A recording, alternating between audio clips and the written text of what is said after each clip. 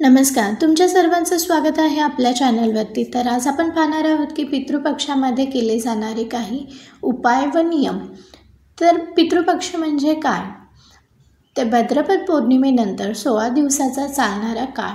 या काळात आपले पूर्वज पृथ्वीवरती येतात आणि आपल्या वंशांकडून अन्न, तर्पण, पाणी, श्राद्धाची अपेक्षा करतात. तर पितरांना तृप्त करण्यासाठी हा काळ पाळला जातो. पितरांचं महत्त्व. त्यांच्या आशीर्वादाशिवाय जीवनात सुख समृद्धी येत नाही अशी श्रद्धा आहे. का पाळतात हे नियम? पितरांची तृप्ती, आपल्यावर कृपा असं म्हटलं जातं. तर पितृपक्ष जो आहे तर त्याचा इतिहास काय? तर पितृपक्षात जो आहे ती एक महाभारतातील कथा आहे. कर्णाला पितृपक्षाचे महत्त्व जाणले होते. ज्यावेळेस कर्ण स्वर्गात गेला तर त्याला दागिने व सोनं मिळालं, पण अन्न मिळालं नाही. कारण की त्याने आयुष्यभर दान केलं पण अन्नदान केलं नाही. त्यानंतर यमराजाने त्याला पृथ्वीवरती 16 दिवस पाठवलं, जेथे त्याने अन्नदान करून पितरांना तृप्त केलं. तेव्हापासून हे 16 दिवस पितृपक्ष म्हणून साजरे केले जातात. तर पितृपक्ष याला खूप महत्त्व आहे. तर पितरांच्या श्राद्धाने मिळणारं पुण्य, पितरांची कृपा मिळवण्यासाठीचा हा काळ मानला जातो. तर असं म्हटलं जातं की पितर तृप्त झाले तर देवही तृप्त होतो, हा विश्वास आहे. तर पितृपक्षामध्ये काही नियम पाळणं गरजेचं आहे. तर गृहिणींनी देखील हे नियम पाळू शकतात.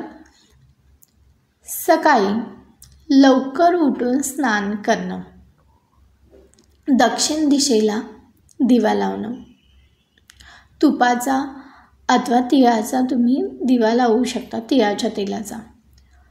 तीळ मिश्रित पाणी अर्पण करणं, भात, तूप, गूळ, तीळ याचा अंश कावळा, गाय, कुत्रा, मुंग्या यांना देणं. पितृपक्षामध्ये घरातील सर्व सदस्यांनी हे करू शकतात. तर रोज शांती प्रार्थना करणं, तर आमच्या पितरांना शांती लाभो अशी पितृपक्षामध्ये प्रार्थना करावी. श्राद्ध तिथीचे विशेष नियम पाळावेत. पिंडदान, तीर्थपण, श्राद्धविधी, ब्राह्मण, गरजू लोकांना भोजनदान, वस्त्रदान, धान्यदान किंवा श्राद्धाच्या दिवशी सात्विक आहार, खीर, पेज, पुरण अशा पदार्थाचे अर्पण करावे. तर तिथीनुसार पितरांचे श्राद्ध पूजाविधी करावे. पितृपक्षात दानाचे महत्त्व. तर अन्नदान, वस्त्रदान, धान्यदान, पाण्याचं दान, गाईला गवत, पक्ष्यांना धान्य, जनावरांना अन्न, गरजू लोकांना थोडासा का होईना दान करणं हे महत्त्वाचं आहे. तर पितृपक्षामध्ये काय खावे? सात्विक अन्न, भात, मूग, तूप, गूळ, फळ, दूध. हलका, स्वच्छ, शुद्ध आहार ग्रहण करावा. पितृपक्षात कोणत्या गोष्टी टाळाव्यात?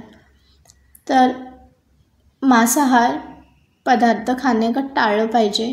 मासे, अंडी, मद्यपान, कांदा, लसूण, अति तिखट तेलकट अन्न, जंक फूड, फास्ट फूड, वाईट वर्तन, राग, वाद, खोटं बोलणं ह्या गोष्टी टाळल्या पाहिजे.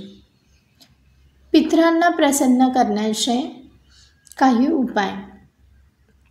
तर आपले पित्र तृप्त होऊन आपल्यावरती त्यांची कृपा मिळवण्यासाठी रोज दिवा लावणे,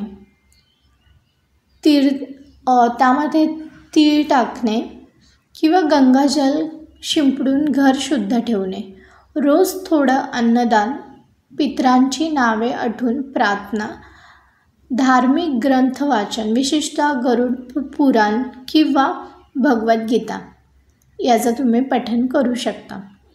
पितृपक्षाबद्दल लोककथा व श्रद्धा. तर असं म्हटलं जातं कावळ्याला अन्न देण्यामागची कथा.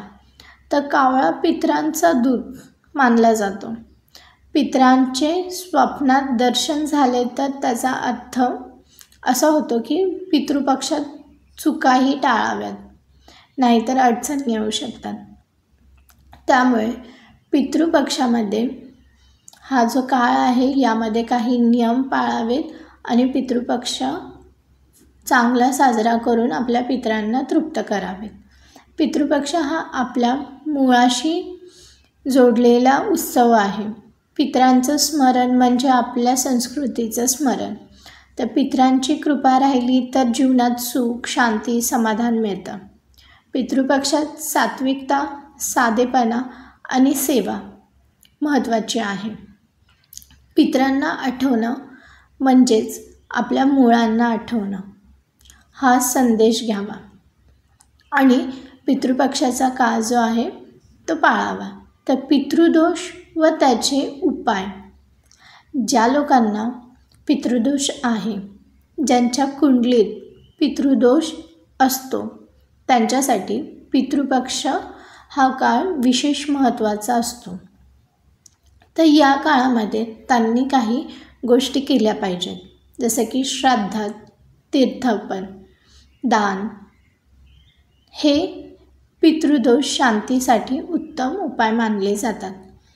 तर अशा पद्धतीने पितृपक्षाच्या काळामध्ये काही गोष्टी केल्याने पितृ तृप्त होऊन त्यांचा आशीर्वाद, त्यांची कृपा आपल्यावरती राहिल्यामुळे आपल्या जीवनामध्ये सुख, समृद्धी, समाधान मिळतं. तर माहिती उपयुक्त वाटल्यास हा व्हिडिओ तुमच्या फ्रेंड सर्कलमध्ये, फॅमिलीमध्ये शेअर करा, जेणेकरून त्यांना देखील माहिती मिळेल. आणि जर तुम्ही चॅनलवरती नवीन असाल तर सबस्क्राईब करायला विसरू नका, जेणेकरून नवीन व्हिडिओचं नोटिफिकेशन तुम्हाला लगेचच भेटेल. आपण लवकरच भेटूया नेक्स्ट व्हिडिओमध्ये. तोपर्यंत टेक केअर. Bye bye.